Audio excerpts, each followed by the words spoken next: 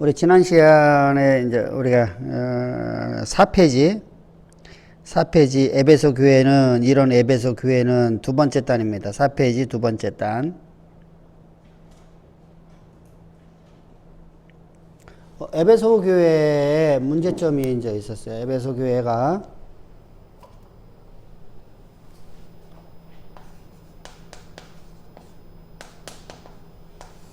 교회가 신학적으로다가 신학적 지식으로는 매우 뛰어났었어요. 그들이 얼마만큼 뛰어났었냐면 계시록 2장을 보게 되면 자칭 사도라는 자들을 시험해요. 시험해서 자칭 사도라는 자들이 잘못된 신앙을 가려내요. 이들을 드러내버려요. 그러니까 이들이 거짓 선지자다. 자칭 사도라는 사람들이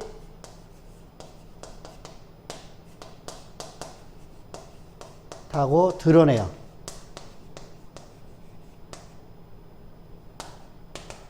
대단하죠. 우리가 오늘날 이런 지식을 가질 정도로 다 성도가 되었다면 대단한 거 아닙니까? 엄청나거든요. 그러니까 다른 거짓 선지자가 발을 붙일 수 없게끔 만들었어요. 그런데 문제가 되죠. 문제가 있어요. 이 문제는 어떤 문제냐면 이런 겁니다.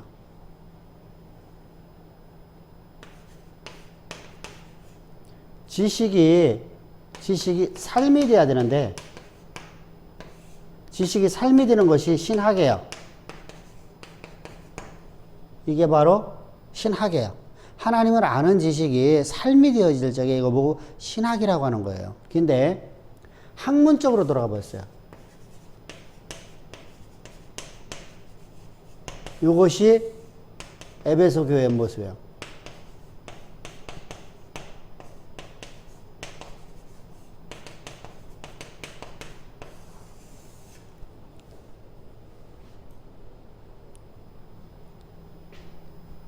그래서 성경은 이런 자들을 향해서 첫사랑을 잃어버렸다고 그래요.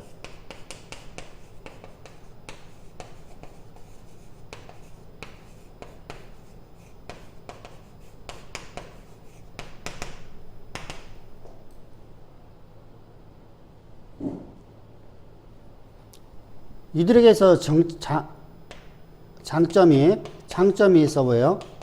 사실은 장점이 아니라 이거 이단 사설이니까 말이 안 맞는 얘기인데 그래도 이들이 우리가 본받을 게 있어요. 뭐가 있겠죠? 철저한 예배를 드려요.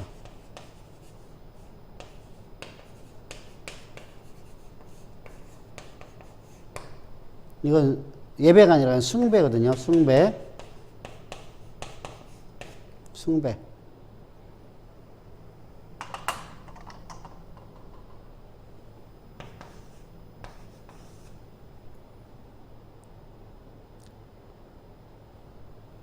이들이 철저하게 또한 뭘 잘할까요? 기도를 잘해요.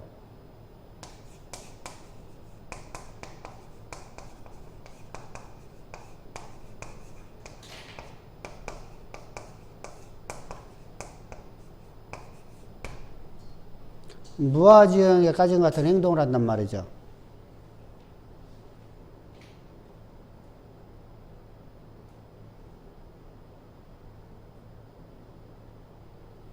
그래서 주님께서 말씀하시는 거예요. 이들이 또한 세 번째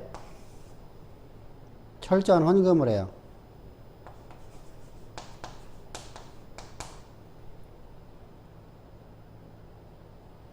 이런 사람의 특징이에요. 특징. 장점이라고 하죠. 특징이라고 해야 되겠다. 특징이라고. 이건 장점이 될 수 없거든요.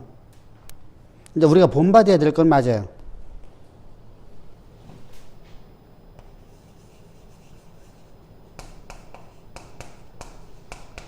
특징이 철저한 헌금을 해요. 헌금하는 이유가 뭐죠? 내가 드리지 않으면 애군이 내게 닥칠 것 같아서요.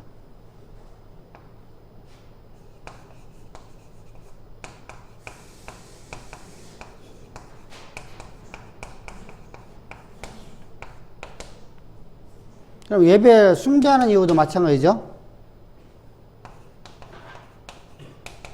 애군이 말 것 같아서 그래요.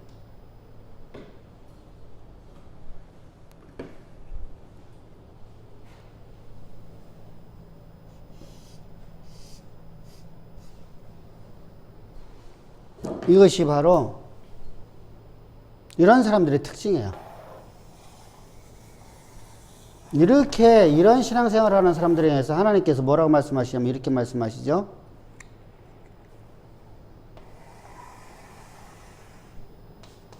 이런 시대가 바로 이사야 시대예요. 그래서 이사야서 1장 10절부터 14절에서 너희들이 무수한 예배와 무수한 기도와 무수한 헌금을 드린 것이 내게 무슨 상관이 있겠뇨?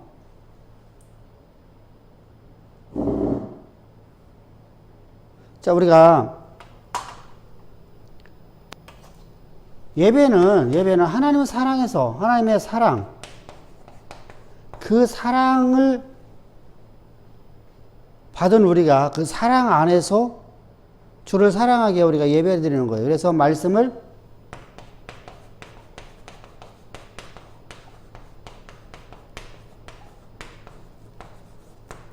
그릇이 되게 하기 위해서요. 기도는 우리 신앙은 이게 참이거든요. 참신학에서는 기도는 어떻게 하는 거죠? 무아지경에 빠지는 것이 아니라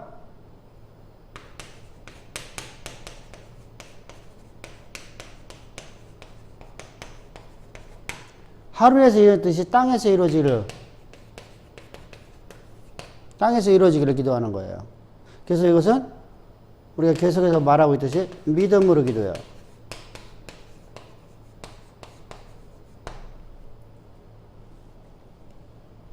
헌금을 왜 해요? 애군이 내게 닥칠 것 같아갖고 내가 이걸 안 드리면 내게 애군 닥쳐서 내가 지금 내 삶에 문제가 생길까? 그게 아니단 말이죠. 하나님의 것 갖고서 내가 하나님이 주신 재능,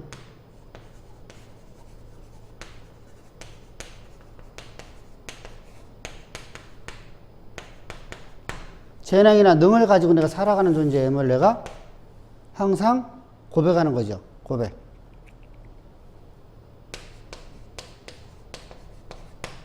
이게 바로 우리 신앙이에요.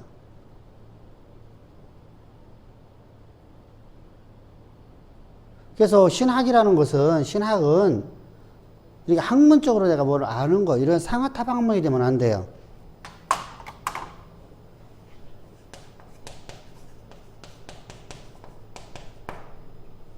상하타방문은 신앙이 아니에요.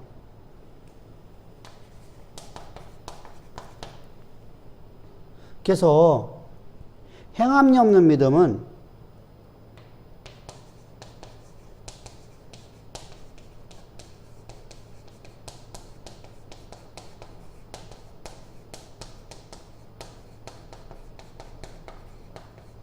죽은 믿음이라고 야고보서는 말하고 있어요.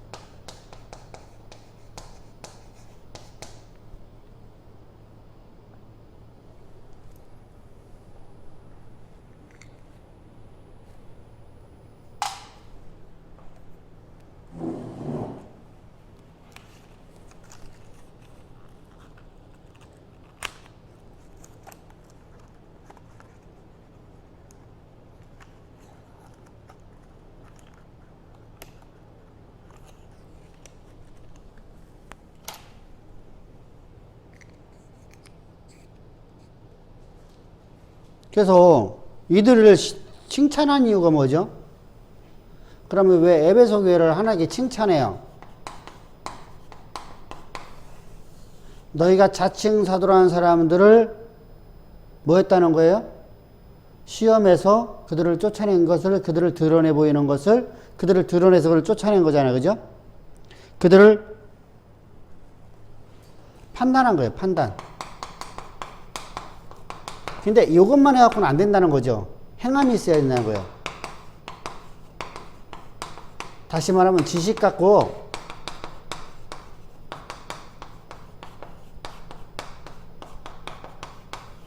삶이 돼야 된다는 거예요. 지식을 가지고 살아가는 삶이 돼야 된다.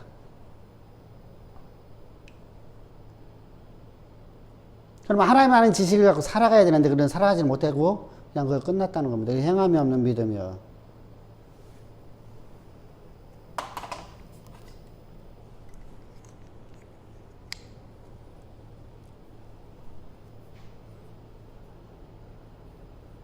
그래서 우리가 누군가를 비판하려고 하면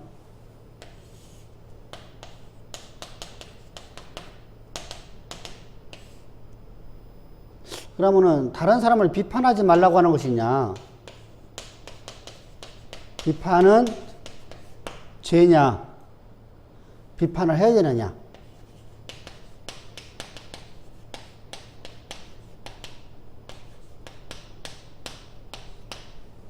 일반적으로 우리가 비판하지 말라. 비판은 죄라고 그래요. 근데 여기 비판했잖아요. 판단했잖아요. 근데 하나님이 칭찬하거든요.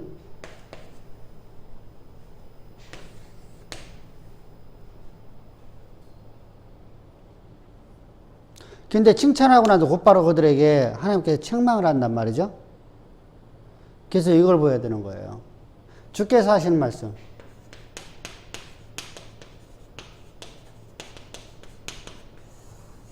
주께서 하신 말씀이 어떤 말씀을 하시냐면 너희는 남을 비판하지 말라.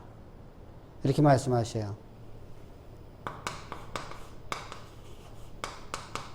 다른 사람을 남을 그럼 비판하지 말라는 말이 되어버렸잖아요. 근데 비판하지 말라는 말이 아니거든요. 이 말씀이 우리가 마태복음 7장을 보면 돼요.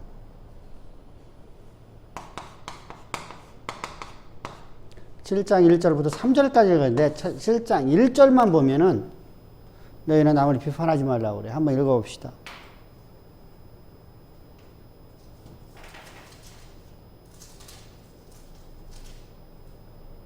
비판을 받지 아니하려거든 비판하지 말라. 너희가 비판하는 그 비판으로 너희가 비판을 받을 것이요. 그러니까 비판을 하지 말라 그런 거잖아요. 비판을 하지 말라. 남을 비판하지 말라. 그럼 너희가 남을 비판하면 너희가 오히려 그 비판으로 너희가 비판을 받으리라. 그러고 나서 의식하는 자예요. 2절에서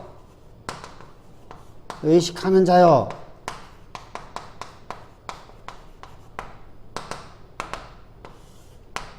지금 여기를 얘기하고 있는 거잖아. 지식은 갖고 있어서 남을 비판할 줄 알아. 어? 의식하는 자요.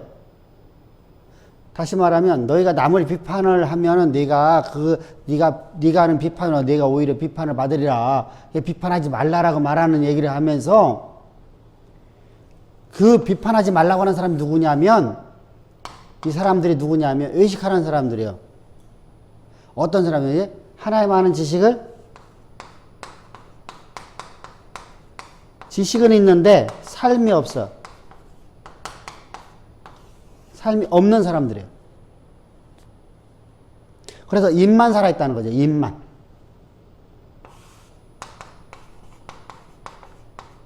머리만. 이런 사람들이에요. 그래서 2절 한번 다시 읽어봅시다. 2절. 너희가 비판하는 그 비판으로 너희가 비판을 받을 것이요. 너희가 헤아리는 그 헤아림으로 너희가 헤아림을 받을 것이니라. 어찌하여 형제의 눈 속에 있는 티는 보고 내 눈 속에 있는 들보는 깨닫지 못한다. 저 뭐요? 3절에 오면은 비판하는 자는 남을 비판하려고 하는 자는요. 남을 비판하려고 하는 자는 자신을 먼저 살피라는 거예요.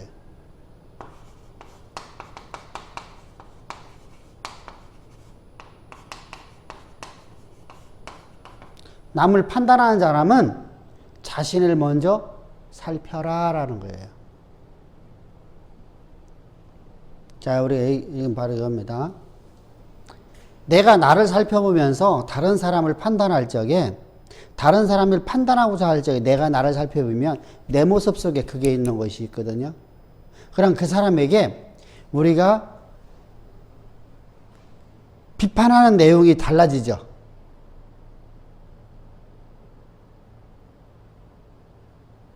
우리 이제 이게 특별히 가르치는 자들이 이제 더 심해져요.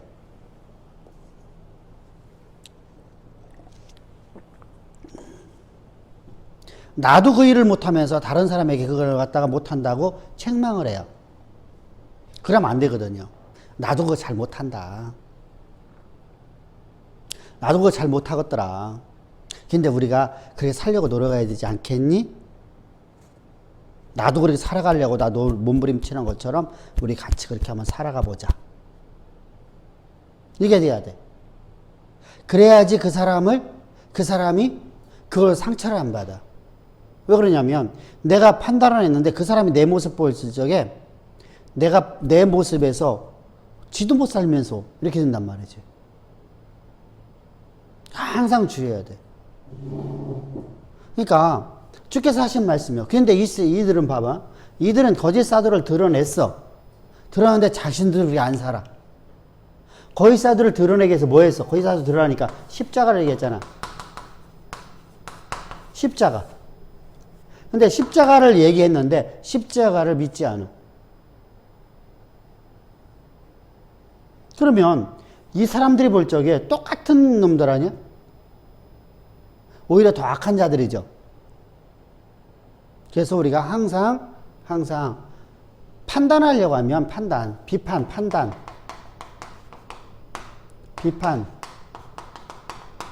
남을 비판하고 남을 판단하려고 하면 항상 내가 숙지해야 될 것이 뭐냐면 주께서 하신 말씀이요. 외식하는 자가 되면 안 돼. 외식하는 자는 뭐예요? 신학적 지식만 갖고 있는 사람들.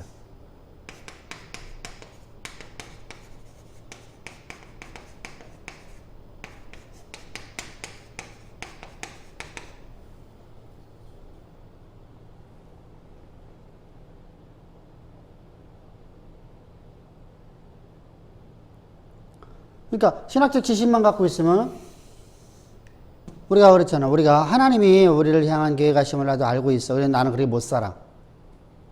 나도 그 일을 갖다 할 수가 없어. 그러면서 성도들에게는 너희들은 이렇게 행하라. 그러면 안 된다는 거지. 내가 그렇게 살려고 나도 몸부림치는 모습이 보여줘야 되잖아.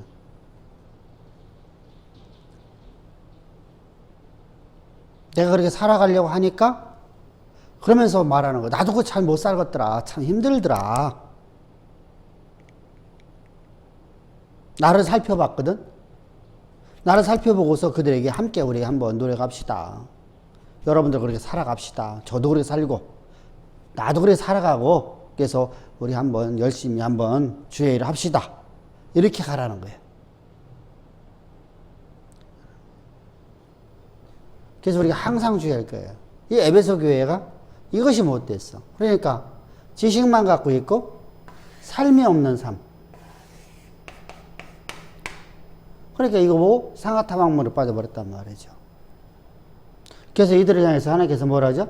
너희가 첫사랑을 잃어버렸다 이렇게 말하는 거예요. 첫사랑을 잃어버렸다. 십자가를 저들은 분명히 알고 있는데 하나님은 모른다고 하는 거예요. 너희가. 이들은 분명히 십자가를 얘기하고 있는데 하나님은 모른다고 판단하는 거예요. 똑같아. 이사야서 1장 14절 14절까지 하나님께서 저들이 수없이 많은 예배를 드리고 있는데 너는 내 마당만 밟고 너희는 내게 예배한 적이 없다라고 말씀하는 똑같은 얘기예요. 근데 그것이 이스라엘의 모습이었고 그것을 답습했어. 답습. 이스라엘을 답습을 했어. 이게 바로 에베소 교회의 모습이에요.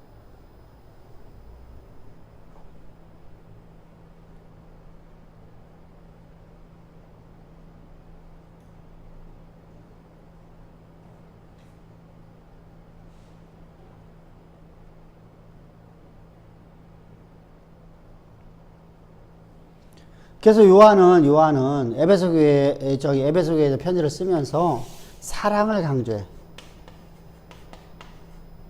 사랑. 이 사랑이라는 것은 언제나 요한이 말하고 있는 사랑, 바울이 말하고 있는 사랑은 내가 하나님 먼저 사랑한 게 아니야. 하나님께서 십자가의 사랑으로 나를 사랑하사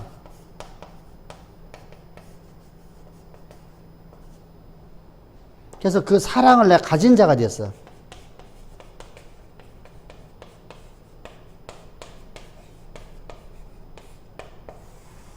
그럼 이 사랑을 받은 자가 사랑을 할 수가 있는 거예요. 사랑을 모르는데 어떻게 사랑을 할 수 있겠어? 그래서 사랑을 받은 자가 사랑을 해요. 그래서 너희는 이 사랑 가지고 살라는 거예요. 사랑. 너희는 네 이웃을 사랑하라. 그럼 어떻게 사랑하는 거예요? 내가 가서 그리스도의 그 사랑을 전하는 거죠. 그래서 사랑은 예수를 전하는 거예요. 우리가 너 사랑한다. 이 얘기 백날 해봤자 그 사람에게는 아무 의미가 없어. 그래서 나는 그를 사랑한다는 것은 사랑하는 거예요. 그래서 요한은 계속 사랑을 외치는, 그래서 사랑의 선지자다, 사랑의 사도다 이렇게 말을 하고 있어요.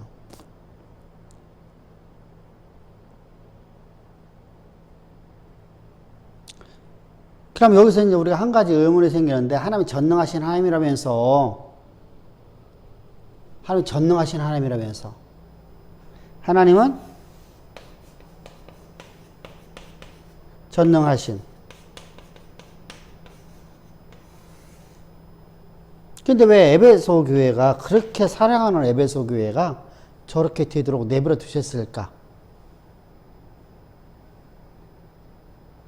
우리가 그러잖아요. 하나님이 이스라엘을 그렇게 사랑하셨으면 이스라엘이 저렇게 타락하는 길을 하나님께 내버려 두셨을까? 사실 하나님 내버려 둔 건 아니죠. 성경은 이렇게 말씀하죠. 하나님께서는 하나님의 선지자를 여호와의 열심으로 보냈다고 그래요. 여호와의 열심으로. 다시 말하면 많이 보냈다는 거예요. 근데 저 백성들이 받아들이지 않았어요. 그럼 우리가 그러잖아. 하나님이 저들의 마음을 잡으시면 됐잖아. 하나님 감화감동 주셨으면 됐잖아. 그래서 우리가 흔히 그러잖아. 하나님이 감화감동 주셔서 우리가 여기서 기도하면 그 사람이 감화감동 돼서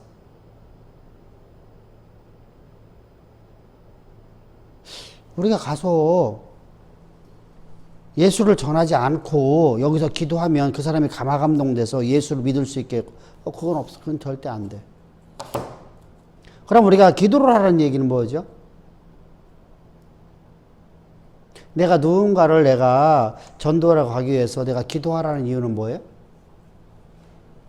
기도하라는 이유는 뭐예요?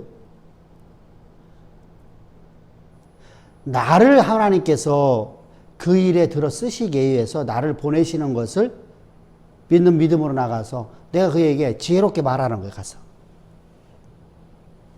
내가 아는 지식을 전하는 게 아니라 성령이 내 안에서 말하게 하심을 따라 전하는 자가 되기 위해서 기도하는 거예요. 우리는 그 사람의 형편이나 그 사람이 어떤 것을 아무도 몰라. 근데 하나님은 모든 걸 다 아시는 분이 앞에 나는 맡기고 가는 거야. 이제 하나님, 제가 누구를 만나러 가려고 합니다. 그에 가서 주의 복음을 전하려고 합니다. 제 입술에 하나님이 내 입에서 나는 모든 말을 하나님의 말씀이 되게 하셔서 저가 하나님 말씀 들을 때 저 마음의 심령 가운데 말씀이 들어가게 하셔서 저가 예수 안에 나올 수 있도록 주를 믿는 자가 되게, 이렇게 우리 기도하는 거란 말이죠. 그래서 우리가 그렇게 하는 거예요. 그러니까 우리가 잘못된 신앙을 하고 있어요. 주술적이죠. 내가 여기서 기도하면 저쪽에 있는 사람의 마음이, 저 미국에 있는 사람이 아니야, 내가 전하지 않으면, 그래서 듣지 아니하고 어찌 믿을 수 있으리요? 전하지 아니하고 누가 들을 수 있으리요? 전하는 자가 없이 어떻게 들을 수 있겠느냐? 그냥 다 가짜들이야. 성경이 그렇게 말씀하지 않아? 로마서 8장 15절, 16절, 17절에서. 그러면 우리는 항상 우리가 복음을 증거하는 자가 되어야 되는데, 그런데 지금 저 에베소 교회가 저렇게 된 것은 저들이 복음을 모르는 게 아니라 알고 있는데 저렇게 돼버렸어요. 은혜를 모르는 게 아니라 은혜를 아는데 저들은 저렇게 돼버렸어. 은혜를 잃어버렸어.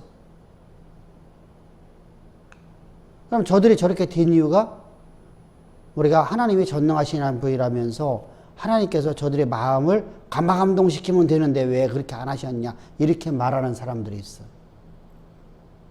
그 어떻게 보면 맞아 보이는 것처럼 보이잖아. 근데 하나님은 경건한 자손을 얻고자 하심이에요.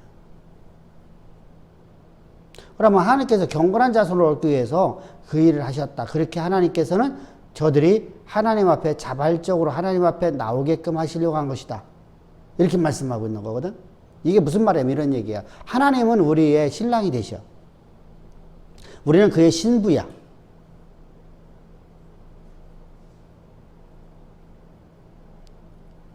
신랑이 얼마나 좋은지나 신랑 없이 살 수 없는 걸 알면서 신랑을 사랑한다고 입으로 말하면서 신랑을 사랑하지 아니하는 사람들이 많죠. 우리 세상 속에서도 나는 당신을 진짜 사랑해. 근데 이 집착으로 가는 사람도 많고 이 강박증으로 하는 사람도 있고 그래서 심지어는 막 의부증, 의처증이 걸리는 사람들도 있고 그건 사랑이 아니잖아. 그건 경건한 게 아니잖아. 인격을 무시하고 있는 거잖아. 인격을 존중해 주는 게 아니잖아. 하나님을 존중해 주는 게 아니잖아. 하나님을 경외하는 게 아니란 말이지. 우리가 사람과 사람에서는 인격을 존중해 주는 건데 하나님과 우리 관계는 하나님을 내가 존중해 주지 않는 거야. 하나님을 경외하는 게 아니야. 그것은 잘못된 거짓 신앙이에요. 그러면 우리가 하나님께서 신랑이 아무리 잘해줘도 오히려 그것이 방종으로 가버려. 더 큰 방종으로. 그래서 성경은 이렇게 말씀해요. 말라기서를 봅시다. 말라기서 한번 찾아봅시다.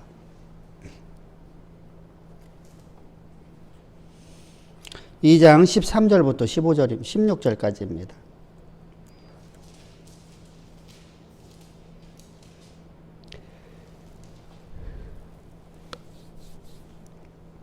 (13절) 시작. 너희가 이런 일도 행하나니 곧 눈물과 울음과 탄식으로 여호와의 제단을 가리게 하는도다. 그러므로 여호와께서 다시는 너희의 봉헌물을 돌아보지도 아니하시며 그것을 너희 손에서 기꺼이 받지도 아니하시거늘 14절까지. 너희는 이르기를 어찌 됨이니까 하는도다. 이는 너와 내가 어려서 맞이한 아내 사이에 여호와께서 증인이 되시기 때문이라. 그는 내 짝이요 너와 사역한 아내로되 내가 그에게 거짓을 행하였도다. 아멘. 자, 이제 무슨 말이냐면 이런 얘기예요. 이스라엘 백성들이 어떤 생활이냐면 바벨론의 종되었던 저들을 하나님이 구원해 주셨어요. 그래서 저들이 돌아왔단 말이에요.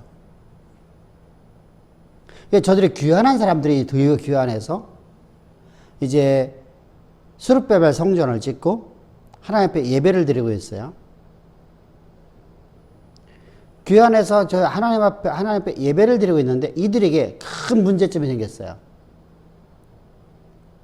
당시에 저 이스라엘 백성들이 모든 사람들이 허도한 그 비천한 자들 빼놓고 나머지가 다 바벨론에 포로로 끌려갔었잖아요. 그러다 보면 그 자리에 수많은 이방 나라 사람들이 들어와 있어요. 그들이 와서 정착을 하고 있단 말이죠. 지금 우리가 팔레스틴이 이스라엘 속에 있는 것처럼. 그러니까 팔레스타인이라는 이 사람들 때문에 지금 거기가 종교전쟁이 일어나고 있는데 어찌됐건 간에 그건 잘못된 거지만 어찌됐건 그렇게 하고 있어요. 근데 이렇게 그들이 들어왔어요. 그러다 보니까 이스라엘 백성들이 그곳에 혼음이 일어나는 거예요. 혼음. 계속 우리가 잘 알고 있던 느헤미야 선지자가, 느헤미야 관원이, 그가 예루살렘에 와갖고 혼음하는 사람들에게 자녀도 버리고 여자를 다 버리라고 말해요. 근데 안 했어. 안 하니까 그들의 머리털을 뽑아버리면서 머리털 가죽을 벗겼다고 그랬어. 머리 가죽을 벗겼더라. 그래서 그들이 이제 약 몇 년간 개혁이 일어났어요. 개혁. 신앙의 개혁이 일어났단 말이에요. 그래서 저들이 이제 혼음이 변해지면서 이제 저들이 이제 정상적인 예배가 이루어지기 시작. 근데 이것이 불과 몇 년이 못 되어서 이들이 다시 타락해버려요. 타락해버려서 저들이 이제 하나의 이런 자기들끼리의 장로 유전을 만들어요. 여자가 이방 남자와 결혼하는 것은 유대인이에요. 남자가 이방 여자하고 결혼해서 아이 낳으면 그는 유대인이 아니에요. 왜 그러냐면 하나님 말씀을 가르치기 때문이다. 여자가 가르쳤거든요. 이렇게 이제 저들이 하나의 그런 장로 유전을 만들어내요. 바로 이런 시대 속에서 이런 시대 속에서 말라기 선지자를 통해서 이제 말하는 거예요. 그렇게 태어나는 애들은 경건한 자손이 될 수 없다는 거예요. 그건 이스라엘이 아니라는 거예요. 왜 그러냐면 이방 족속과 혼음을 하게 되면 무엇이 문제죠? 이방의 문화가 들어온다는 거예요. 이방의 문화가 들어오면, 자, 우리가 이겁니다. 우리가 미국이라는 나라의 문화가 들어왔기 때문에 지금 우리가 히피 문화가 만들어졌어요. 노래도 히피 문화가 만들어졌고, 우리가 뭐 수많은 그런 잘못된 것들을 이게 받아들여요.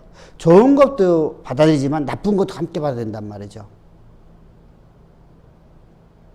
그래서 우리 문화가 진짜 나쁘게 많이 됐어요. 자, 우리가 박정희 대통령 때 박정희 대통령이 예수를 믿지 않는데 모든 무당들과 모든 그 굿하는 굿당들을 전부 다 없애버렸어요. 몇 군데다가 요거 왜 너희들이 여기서 벗어나면 안 된다라고 몇 군데다 지정해주고 나머지는 저들이에요. 그래서 무당들은 쓸 자리가 없었어요.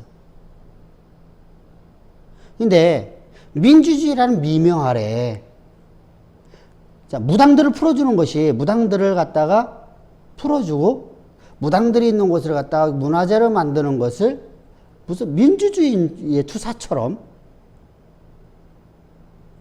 어제 우리가 그런 얘기를 했었지만은 공권력에 대항해서 공권력으로부터 해방되는 걸 민주주의로다가, 공권력을 없애버리는 걸 민주투사로다가 생각을 했어요. 잘못된 문화거든요. 잘못된 것을 갖다가 우리가 그냥 받아들인단 말이죠. 공권력이 사라져버리면 그냥 나라가 멸망되어지는 거거든요. 그래서 결국은 우리가 잘못된 길을 걸어가는 거와 똑같아요. 그것이 바로 이스라엘의 지금 말라기 시대 때, 다시 말하면 주전 400년경 이때 문화였었어요. 그래서 이제 15절입니다. 그에게는 영이 충만하였으나 오직 하나를 만들지 아니하셨느냐? 어찌하여 하나만 만드셨느냐? 이는 경건한 자손을 얻고자 하심이라. 아멘. 이게 무슨 말이냐면 이런 얘기예요. 이게 많은 논란이 있는 말씀이에요. 성경에서 난제 중에 하나라고 말하는데, 지금 앞뒤 문맥을 바라보면 이스라엘 백성을 수많은 민족 중에서 이스라엘만 택했다 이런 얘기예요. 뭐 하려고? 그들을 경건한 자손으로, 다시 왜 그들을 경건한 자손으로? 하나님이 택하셨다고 해요? 그 백성들이 가장 약한 존재이기 때문에. 그들에게 은혜를 베푸면 은혜 배신하지 않고 일생 동안 하나님만을 섬기게끔 만들려고. 근데 그 백성들이 경건한 자손의 길, 하나님의, 그 경건한 자손이라는 단어가 하나님의 씨라는 단어예요. 하나님의 씨. 그래서 제라 엘로힘이라는 단어예요. 제라 엘로힘. 하나님, 엘로힘, 제라, 씨, 자손. 하나님의 자손이라. 경건한 자손이라는 것은 우리가 번역을 할 때 경건한 자손인데 이건 하나님의 씨라. 다시 말하면 이런 얘기예요. 하나님께서 수많은 영들이 있는데 그 수많은 영들 중에서 수많은 민족 중에서 수많은 사람들 중에서 이스라엘만 택하셔서 그들이 하나님의 씨라, 하나님의 자녀라, 하나님의 신부라 하나님께서 그들을 택하셨다는 거예요. 경건한 자손으로. 일생 동안 하나님 말을 경외할 수 있게끔. 왜 그랬다 했죠? 그 백성은 가장 약한 존재, 가장 미약한 존재, 하나님 없이는 살아갈 수 없는 존재. 자요.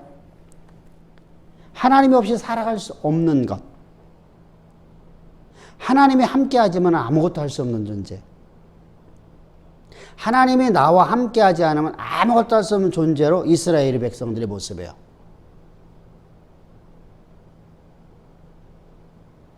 그런데 그 백성들이 지금 하나님 앞에서 살 수 있다고 말하거든요. 말로다가는 하나님 없이는 살 수 없습니다. 말하는데 실제로 하나님 없이 살 수 있거든요. 삶은. 그러니까 신학적 지식만 갖고 있고 삶이 없는 그들의 모습. 그래서 16절입니다. 이스라엘의 하나님 여호와가 이르노니 나는 이원하는 것과 옷으로 학대를 가리는 자를 미워하노라. 만군의 여호와의 말이니라. 지금 무슨 말이죠? 너희들 옷으로다가 가리는 자들, 거짓으로 너희들을 가려버리는 자들, 속은 깡통이면서 너희들이 살지 못하면서 거룩한 칙 모양만 내고 있는 것들, 그것은 경건한 자손이 아니다. 하나님의 씨가 아니다. 앞뒤문 메고 이스라엘이라는 단어가 나오는데 그 15절만 보면은 도저히 이게 난해구절이라고 말할 수밖에 없는 상황이에요. 그래서 하나님께서는 이스라엘이라는 족속을 하나님의 경건한 씨로 하나님께 택하셨어요. 이처럼 우리도 하나님의 경건한 자손 하나님의 택한 받아요. 우리는 이스라엘이니까. 우리는 구원받은 모든 백성들은 이스라엘이에요. 신약의 이스라엘이에요. 혈통적이 아니라 아브라함의 씨가 바로, 그래서 혈통적 씨가 아니라 믿음의 씨가 아브라함의 씨가 아니니 이스라엘 아니니 이렇게 말하는 거예요. 바울이 항상 그렇게 말하죠. 그래서 하나님은 우리를 경건한 자손으로 얻기 위해서, 경건한 자손 되려면 어떻게 해야 돼요? 내가 하나님의 그 은혜 안에서 은혜를 받고 그 사랑 안에서 내가 생명을 얻었으니까 나는 그 생명에 떠날 수 없어서 나는 자발적으로 그거 없이는 살아갈 수 없어요 라고 하면서 내가 그를 의지하고 내 전부를 내어 맡기는, 하나님을 경외하는 삶이죠. 하나님을 경외하는 삶이 바로 그거예요. 경외라는 게 어떤 뜻이랬었죠? 경외라는 것이, 경외는 첫 번째 하나님의 마음과 합한 거예요. 그래서 하나님이 미워하는 걸 나도 미워하는 거고 하나님이 좋아하는 걸 나도 좋아하는 거. 하나님과 합한 자예요. 그래서 하나님이 악을 미워하기 때문에 나도 악을 미워하는 사람, 혐오하는 자가 되는 거예요. 그리고 악의 기준은 우리 인간의 기준이 아니라 있었어요. 그죠? 우리 인간의 기준이 아니라 하나님의 기준이, 하나님의 기준. 그래서 아브라함에게 우리 인간의 기준으로 보면 독자 이삭을 번제로 드리라는 건 인신제사이기 때문에 그것은 악해요. 그건 잔인한 짓이요. 그런데 하나님이 명령에는 그 말씀에 그건 악이 아니에요. 그래서 그렇다고 해서 우리가 그러면 아니야, 우리가 하나의 음성을 들었을 때 얘기하는 거예요. 그래서 항상 깨어서 하나의 음성을 들어야 돼요. 두 번째 하나님의 절대 전능하심을 내가 보고 내가 얼마나 무능한 존재인가, 내가 얼마나 연약한 존재를 알고 그분 앞에 나의 전부를 내어 맡기는 삶을 살아가는 것이 바로 하나님을 경외하는 거예요.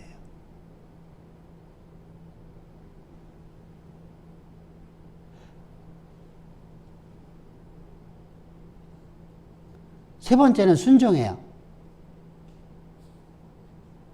순종인데 순종에는 우리가 먼저 번에 복종과 순종 얘기했잖아요. 그죠? 세상에서 복종은 비굴해요. 비굴.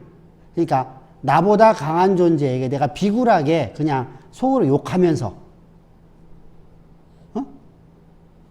내가 내가 그냥 당장 때려쳐버릴 거야 내가 그냥 하면서 이렇게 불평불만해서 복종하는 것을 갖다가 비굴이라고 그래요.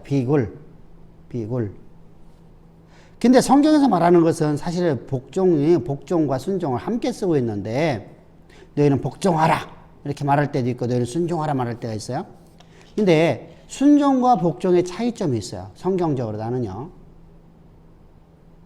순종은 하나님 말씀이 나는 도저히 이것을 이론적으로나 과학적으로 증명할 방법이 없어. 그런데 믿어줘.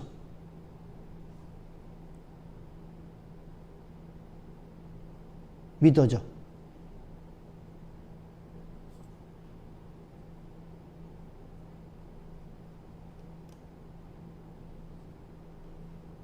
도저히 이것은 있을 수 없는 일이야. 그런데 믿어줘. 이거 현실이 불가능한데, 근데 믿어줘. 우리가 이제 십자가에 주께서 행하신 그 위대한 사역이 우리 믿어지잖아요. 그 말이 안 되는 얘기잖아, 사실은요.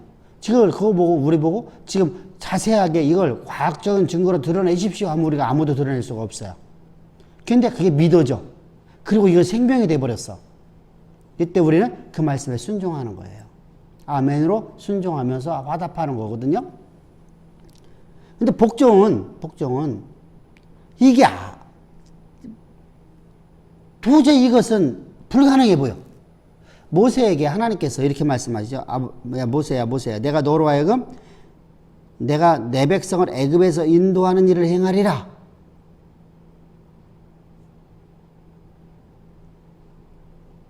이해가 도저히 안 되잖아요. 그죠? 믿어지지 않잖아요. 그것은 불가합니다. 왜? 세상에서 바라보면은 세상적으로도 바라보면 그건 불가능해서 불가능이거든요. 어떻게 해서 생산자들을 전부 다 이주할 수 있냐고요. 그런 나라는 존재하지 않아. 한 사람, 두 사람, 10사람 면천해 줄 수 있어도 온 노동자들을 면천해 줄 수는 없어요. 그럼 나라가 멸망되어지는데 그걸 너무나 잘 알고 있는 지식이기 때문에 그건 불가합니다. 근데 하나님이 말씀하시거든요. 계속해서 그 얘기. 근데 도저히 이것이 믿어지진 않지만 그래 하나님은 전능하신 분이니까 내가 이해도 안 되고 이것이 진짜 내가 순종할 수 없지만 내가 주의 말씀이 오니 제가 따르리오다. 이것이 복종이에요.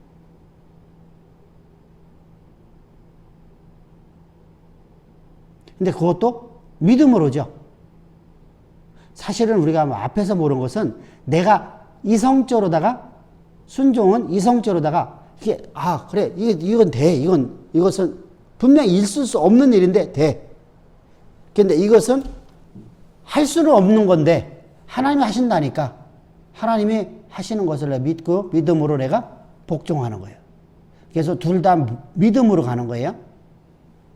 복종은 믿음이 없는 게 아니라 믿음이 있어요. 근데 우리가 앞에서 말하는 믿음하고 뒤에서 말하는 믿음은 약간 좀 차이가 있겠죠. 그죠? 그래서 이게 애매모호한 경계선이에요. 말하기는 좀 어려운데 이렇게 자 하나님의 말씀을 우리가 순종하며 나가는 거예요. 이것이 바로 여호와를 경외하는 거예요. 그래서 경외한다는 것은 하나님 앞에 나의 전부를 내어 맡기고 하나님과 내가 마음이 합한 자 되어서 하나님이 내게 명령하시는 말씀 앞에 순종하는 삶을 살아가는 것 이게 바로 경외라고 하는 거예요.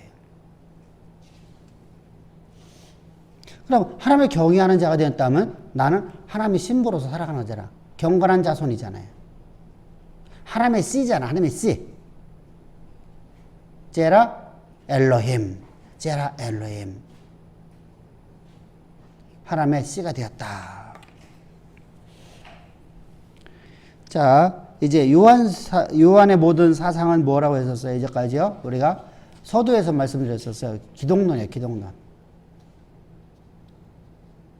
근데 기독론은 구원론과 연결되어 있어요. 항상. 예수님이 왜 그렇죠? 자, 우리가 학교에서는 기독론 따로 배우고 신론 따로 배우고 이렇게 따로따로 배웁니다. 그런데 절대 그렇게 배워놓으면 안 돼요. 그러면 이게 신학적 지식만 돼버려요. 그래서 내 삶이 되지 않고 지식은 내가 안 사용하면 그냥 끝장내버려요. 잊어버려요. 우리가 이런 거 배웁니다. 핸드폰을 통해서 또는 우리가 컴퓨터를 통해서 내가 항상 사용하던 것을 몇 년 동안 사용하지 않으니까 못하고 있는 거예요. 내가 10년이 넘도록 주보를 만들었는데 지금 주보 못 만들어요. 안 사용한 지 한 5, 6년 됐다고.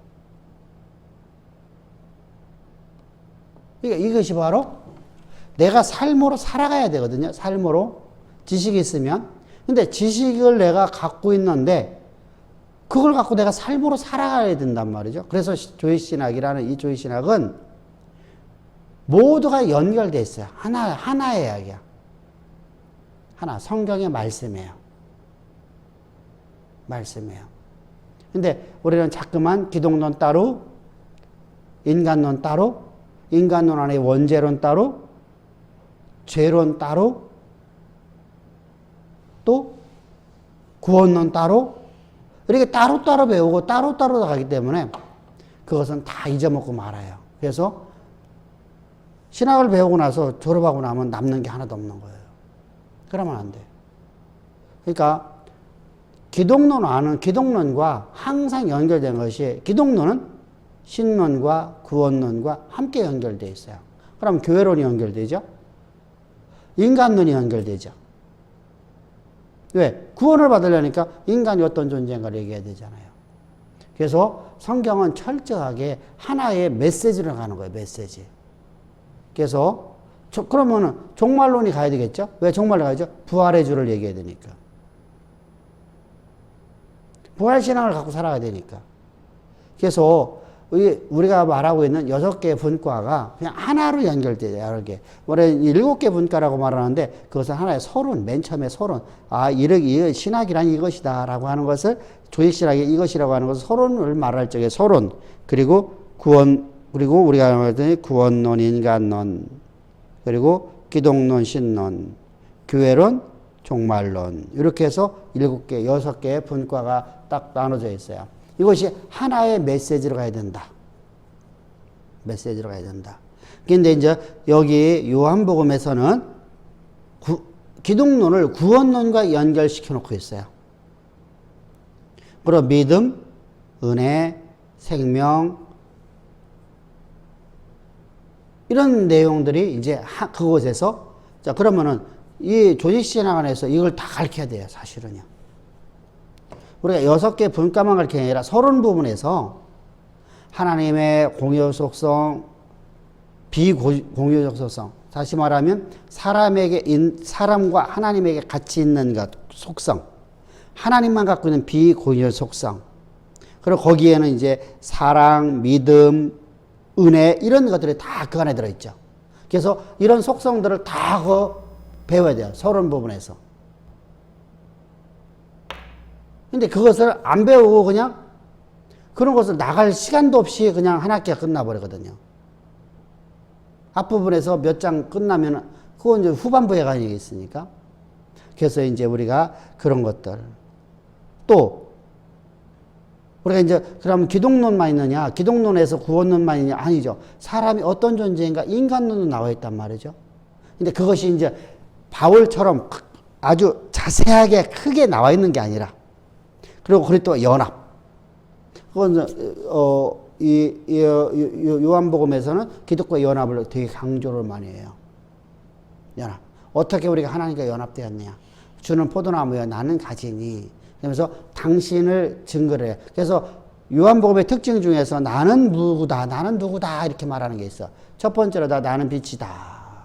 나는 생명의 떡이다. 나는 또 뭐라고 했어요? 나는 부활의 생명이다. 나는 양의 문이다. 또 뭐가 있지? 나는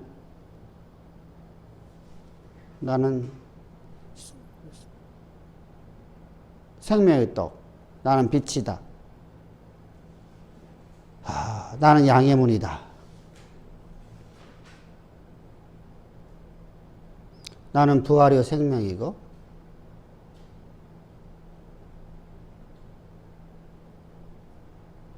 또 뭐가 있더라? 두 개 더 있는데 이렇게 당신을 스스로 계시하셔요. 그것이 전부 다 우리 구원에 관한 거예요. 다 구원에 관한 거예요. 그래서 우리가 항상 이 기독론에서는 예수님이 누구신가? 이 누구신가를 알려고 하면 구원론을 알아야 되고, 구원론을 알려면 인간론을 알아야 되고, 인간론을 알고 예수님 누구신가 얘기하려면 신론을 알아야 되고, 그분이 삼위 하나님이시니까. 바로 이렇게 요한신학은 기독론에 출발해서 여러 가지의 그 모든 것을 다 하나로 함축적으로 갖고 있는데, 그 중에 이제 가장 많이 연결된 것이 바로 구원론이에요.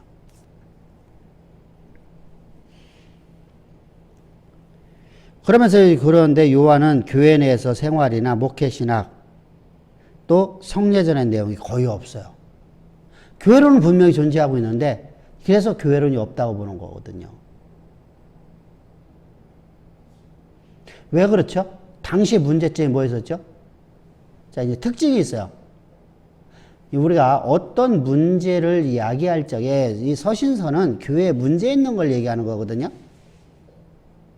단순하게 그냥 우리가 어떤 신학적 지식을 가르치려고 아니라 교회에 문제점 있는 걸 지적하는 거거든요. 책망하는 말씀이에요. 전부 다. 그래서 바르게 함으로 우리를 이끌기 위해서 생명으로 이끌기 위해서 책망하는 말씀이 바로 서신서예요. 그러면 에베소 교회가 어떤 문제를 갖고 있었어요? 앞에서 우리가 봤듯이 계속해서 봤듯이 영지의 사상, 율법주의 사상. 그래서 예수님을 부인하는 거죠. 그러다 보니까 예수님은 저들의 신학은 갖고서 그거 갖고 말을 하는데 예수의 십자가를 부인해버려요. 예수의 피를 인정하지 않아요. 말은 하는데, 거짓 사도를 시험을 하는데, 그래서 저들을 갖다가 거짓 사도라고 드러내는 일을 하고 그들을 쫓아내니까 하는데, 그들은 첫사랑을 잃어버렸어요. 살지를 않아요. 상하탑 항모로만 남죠. 오늘날 우리가 십자가를 모르는 목회자 없단 말이죠. 십자가를 모르는 성도 없어요. 근데 십자가를 갖고 살지를 않아요. 그 십자가의 믿음 안에서 내가 모든 생활이 되어지는데 십자가를 가지고 살아가지 아니하는 삶. 그것이 바로 이 교회의 모습이에요. 그러면 십자가는 구원론이고 십자가에 못 박혀 죽으시는 예수님이시니까 기독론과 구원론을 집중할 수밖에 없는 거예요. 그래서 그럼 바울 같은 경우에는 아무것도 없는 교회야. 로마 교회는 십자가도 몰라요. 인간론도 몰라요. 그리스도도 몰라요. 하나님 믿는 사람들이에요. 그러니까 우리가 하나님 믿는 사람, 하나님 믿어가 구원 못 받아요. 우리가 예수를 믿음으로 구원받는 거예요. 예수가 그리스도의 되심을 믿음으로 구원받는 거지. 우리 하나님 믿어가 구원 못 받아요. 그러니까 그들에게는 어떻게 해야 되죠? 모든 걸 다 가르쳐 줘야 돼요. 그래서 로마서 같은 경우에는 모든 신학이 집대성되어 있어요. 로마서는 전체 모든 것. 그래서 로마서에서 없는 게 뭐가 있죠? 종말론이 없어요. 왜? 저들에게 지금 당장 문제되는 것이 그게 아니었기 때문이죠. 근데 데살로니가 교회라든가 이런 데는 복음을 알고 있어요. 알고 있는데 종말론이 잘못됐어. 그러니까 데살로니가 교회는 임박한 종말론에 갖고 몇 월 며칠 날 종말이 이루어진다라고 저들은 주장하는 사람이 나타나요. 오늘날 우리가처럼. 그래서 그들 때문에 교회가 혼란이 오니까 종말론이 잘못된 거야. 내가 너희들 그렇게 가르쳤냐? 라고 하면서 종말론에 대해서 강하게 얘기를 해요. 그리고 고린도 교회는 분쟁이 일어나니까 너희들 왜 하나님의 한 성령으로 한 지체가 됐으면 어떻게 분란이 되겠냐? 교회론이 강정 많이 하죠.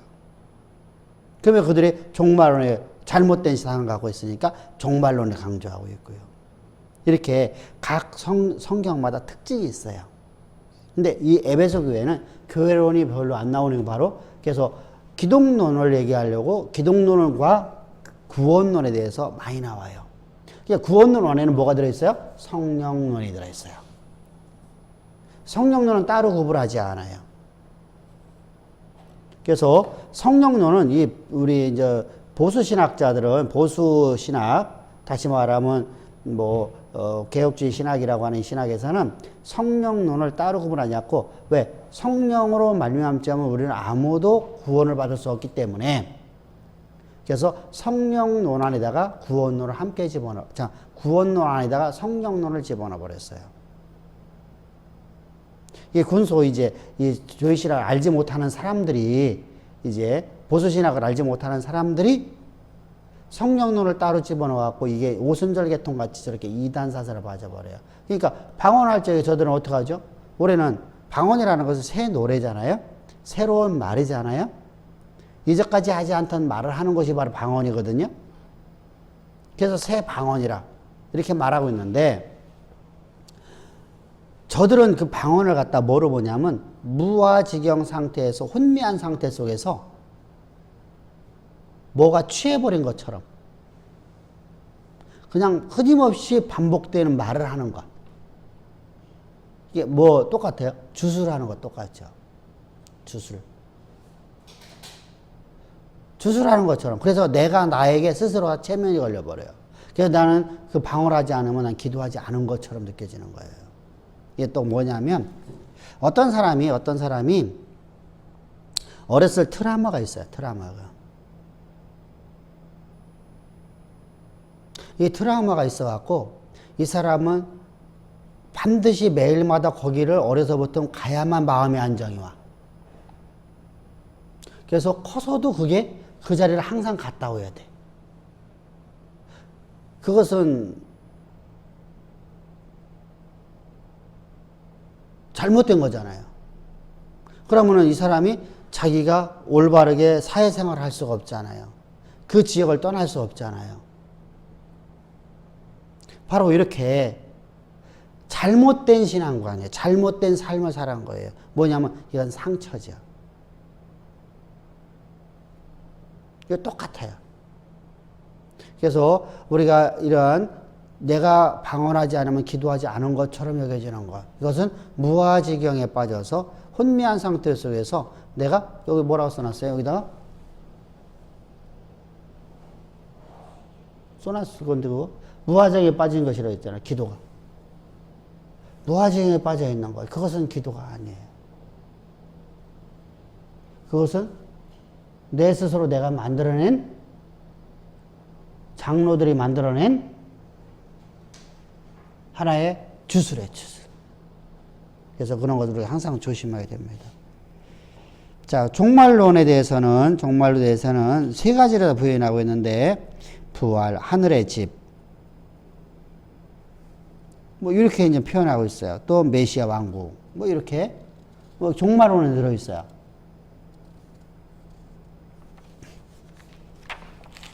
그러고서 이제 우리가 한 장 넘어가면 요한복음 두 번째 이제 요한복음 갑니다. 요한 신학을 얘기했고 이제 요한복음을 넘어가는 겁니다. 요한복음.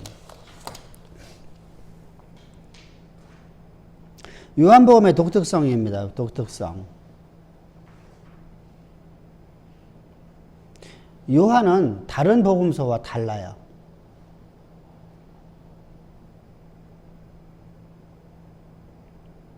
좀 다른 점이 있어요. 그래서 요한의 서신서는 요한만의 복음서와 서신서를 기록하고 있어요.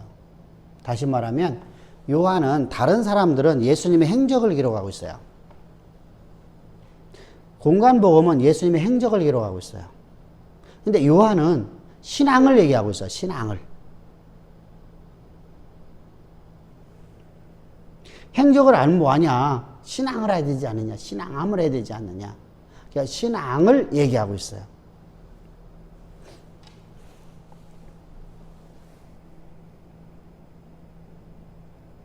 두 번째로 나는 모든 사람들이 알아듣기 쉽게끔 헬라어를 사용했어요.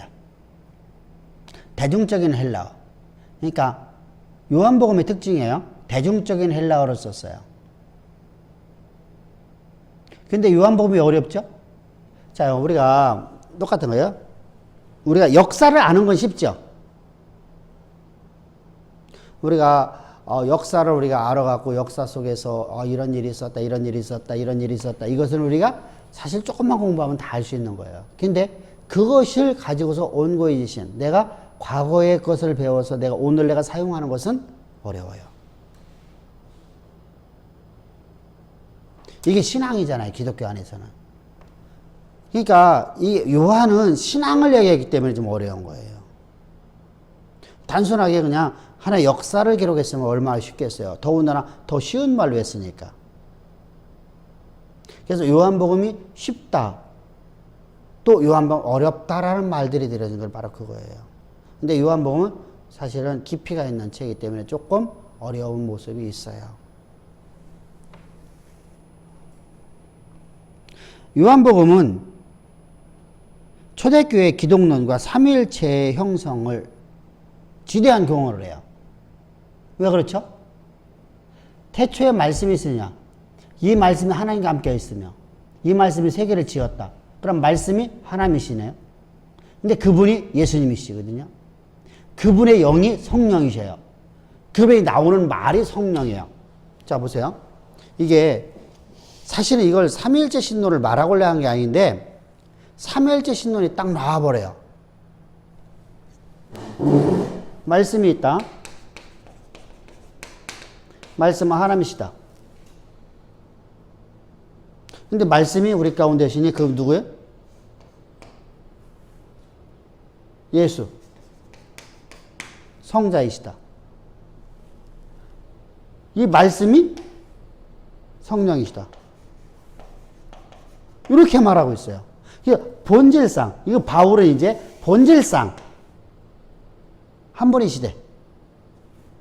우리 가운데 성부와 성자와 성령으로 우리에게 존재하신 하나님이시라고 말하고 있는 거고요. 하나님의 영광의 본체이시다. 말씀이신 본체이시다. 본체이신 예수, 본체이신 성령, 본체이신 하나님. 이렇게 이제 바울은 설명을 하고 있어요. 그래서 삼위일체 신론의 근간이 되어버린 걸 요한복음이에요. 근데 다 보세요. 또 한번 봅시다. 하나님은 말씀이시다. 예수님은 말씀이시다. 말씀 우리가 오셨다. 그리고 예수의 영이 성령이시다. 이렇게 돼버려갖고 이게 또 문제를 만들어요. 그러면 이렇게 돼버리는 겁니다. 하나님께서 예수를 보내셨다. 하나님의 아들이다. 하나님 보내셨다. 하나님이 예수를 보내셨다. 예수의 영이 성령이시다. 이것이 또한 이게 성경 안에 요한복음 안에 있어요.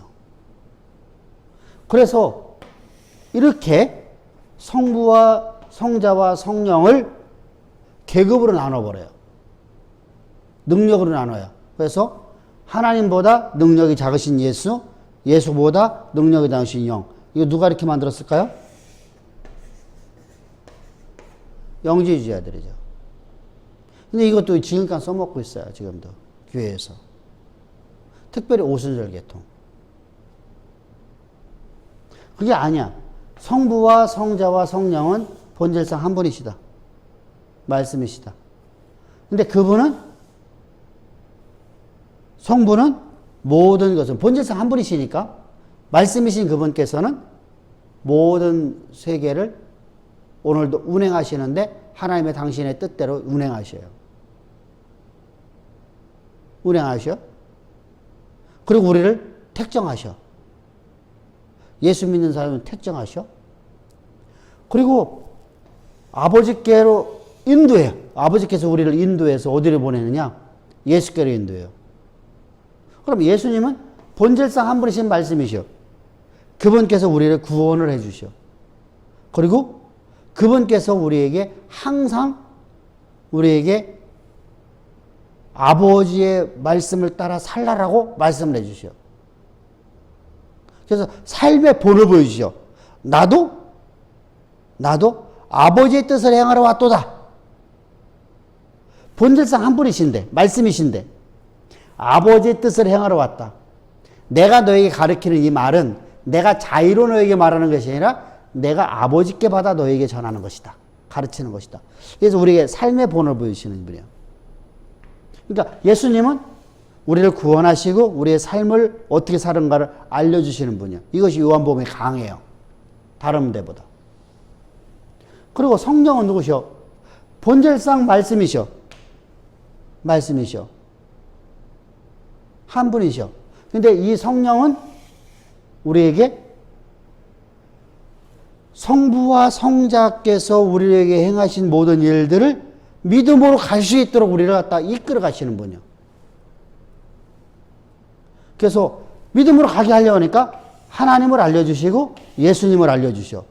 가르치셔. 첫 번째 가르치신단 말이에요. 하나님이 누구신지 예수님이 누구신지 가르쳐줘. 그분이 우리를 어떻게 창조하였으며 그분이 어떻게 우리를 구원하시는지 가르치셔요. 그분이 하늘에서의 뜻이 무엇인지 알려주고 그분께서 우리 하늘의 뜻을 이루기 위해서 하나님이 우리와 함께 하시는 것을 알려주셔요. 성자를 통해서. 이렇게 가르쳐 주시오. 그리고 성령께서 우리 삶을 인도하셔. 아버지의 뜻을 내 삶을 통해서 이루기 위해서 내가 너와 함께해서 내가 너를 통해서 내 일을 이루리라. 그 일 하시는 분이 바로 하나님의 영이신 성령이셔요. 그래서 인도하신단 말이에요. 가르치신과 인도예요. 그래서 삼위일체 신론은 이렇게 기록되고 있는 거예요. 근데 이게 요한복음에서 가르치고 있는 거거든요. 우리가 배운 삼위일체 신론, 신학교에서 배우고 있는 삼위일체 신론은 약간 다른 점이 있어요.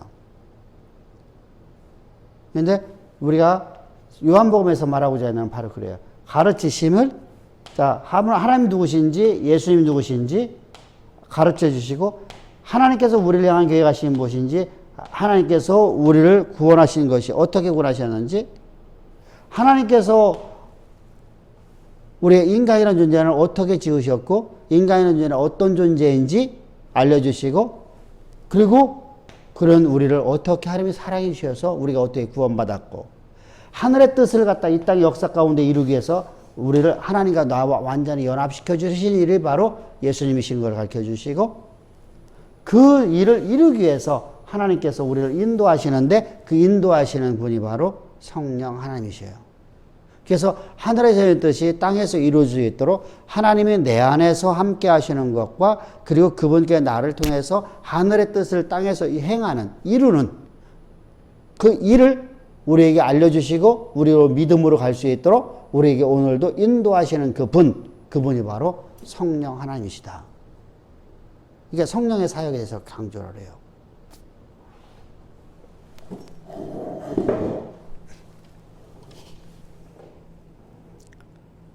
그리고 이제 신학적 목적은 다시 말하면 요한복음 왜 기록했느냐는 거죠. 왜 기록했느냐. 기록한 것은 딴 거 없죠. 우리를 영생에 이르게 하려고. 영생이라는 것은 우리가 말하는 우리가 구원에 단번에 받은 구원으로 우리 완전됐다 하고서 우리가 이제 그냥 저렇게 에베소 교회처럼 살려고 하는 게 아니죠. 그죠? 우리가 부활신앙 가지고 살아가는 겁니다. 그래서 요한복음의 마지막에 이제 요한복음 20장 30절, 31절에서 그걸 말하고 끝났어요. 그래서 이제 그 다음 문제가 되었죠. 그래서 기록을 저자가 누구냐라는 문제에 대한 많이 대두가 되어 있는데 그 뒤 문제가 하나님 우리에게 맡기신 일이 얘기거든요. 내 양을 먹여라, 내 양을 쳐라. 그 메시지가 나오는 거예요. 사실 그게 요한이 썼는지 다른 사람이 썼는지는 몰라요. 아무도. 여기까지는 분명 요한이 썼다고 모든 학자들이 다 주장하고 있는데 21장 내용은 조금 달라요. 근데 어찌됐건 간에 성경은 우리에게 요한복음으로 요한이 쓴 서신으로 보는 거 좋습니다. 그러면 이제 성경 안에서 표적이라는 단어가 많이 나와요. 표적. 이적과 표적 얘기가 많이 나오는데, 이적이라는 단어와 표적이라는 단어는 우리가 어떤 기적을 말하는 게 아니에요. 자연의 법칙을 뛰어넘는 어떤 기적을 말하는 게 아니라, 자연에 대한 자연의 법칙을 뛰어넘는 기적은 기적인데, 이걸 표적을 하는 이유가 있어요. 기적이라 쓰지 않고. 그것은 바로 하나님이 당신의 위치를 드러내는 거예요.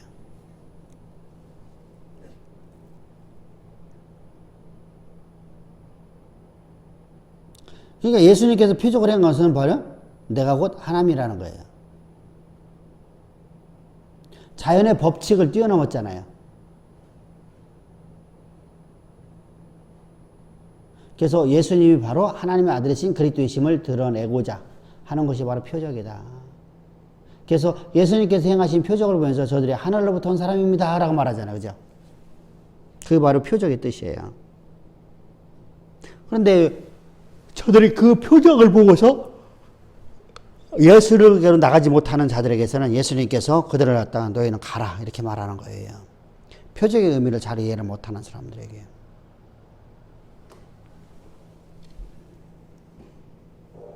그럼 하나님이 행하신 가장 위대한 표적은 뭘까요? 오병이어의 기적이나 우리 물이 변하여 포도주 된 것이나 또 우리가 잘 알고 있듯이 베드로가 무리를 걷는 표적이나 이런 것들을 말하는 게 아니에요. 이거 요나의 표적밖에 없다고 주께서 말씀하셨어요. 다시 말하면 십자가 외에는 다른 표적이 없어요. 더 크고 더 위대한 표적은 존재하지 않아요. 십자가 표적이에요. 그래서 요나의 표적이라고 하는 것이 이제 성경에서 마태복음 12장 19절에서 말씀하고 있고 16장 4절에서 마태복음에서 말하고 있고, 예수님은 당신을 행하신 일들을 통해서 이제 나는 사랑이다 말씀하시죠.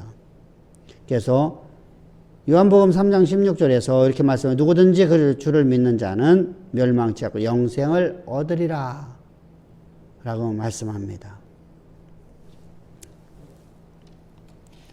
그래서 우리가 흔히들 이런 얘기를 들을 때 있어요. 우리가 예수를 믿을 적에 이제 우리가 예수를 믿으면은 교회가 어떻게, 신앙인들이 어떻게, 기독교가 어떻게 십자군 전쟁이나 또는 전쟁을 할 수 있습니까?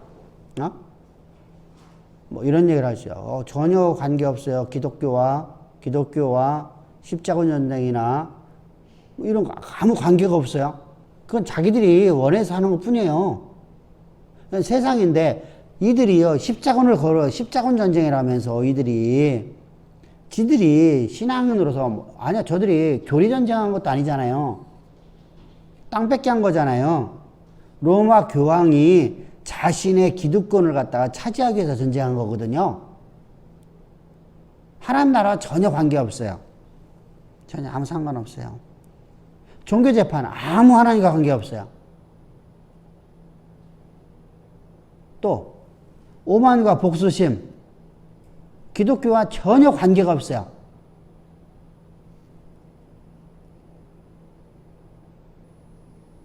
참된 그리스도인은 하나님이 기뻐하는, 예수님께 기뻐하는 거처가 되어지는 거예요. 다시 말하면 말씀을 담은 그릇 되는 거예요. 그래서 말씀이 우리 삶의 역사가 되어지는 삶을 살아가는 것이 바로 기독교인이에요. 다른 거 없어요. 자, 우리가 교회에서 헌금 드리는 거 앞에 얘기했죠? 교회 헌금은 뭐예요? 내가 이걸 안 드리면 내 삶에 뭐가 올 갭이? 애군이 들이찰 갭이. 예, 그렇게 되는 거 아니에요? 그것은요? 그건 거짓이에요? 우리가 온전하게 우리 신앙생활을 해야 돼요. 그래서 우리가 항상 기독교인들이 조심해야 돼요. 그리고 우리가 알아야지 그렇게 말할 수 있어요. 우리 관계없어. 기독교하고 관계가 없는 거야. 야, 지들의 기득권을 찾기 위해서, 지들이 나라를 영토로 얻기 위해서 전쟁한 거지. 교회를 이용한 것 뿐이지 그게 기독교와 무슨 관계가 있겠니? 예수님과 무슨 관계가 있겠니? 예수님과 전쟁하라고 했니? 없어. 그래서 이제 우리 오늘 여기까지 하고 다음 주에 우리 저자와 저작 연대들은 나갑시다. 감사합니다. 아이고 이렇게